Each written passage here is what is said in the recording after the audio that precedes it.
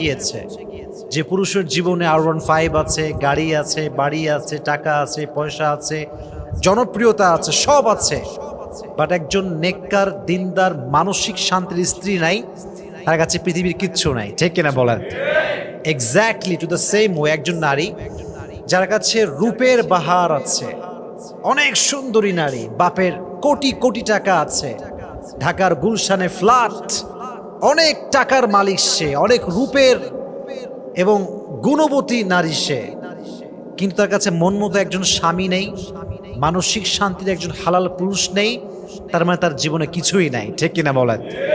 তাহলে বোঝা গেল স্বামীর জন্য স্ত্রী হচ্ছে বিশাল বড় নেয়ামত, আর স্ত্রীর জন্য স্বামী একদম সেম, দুটোই সেম।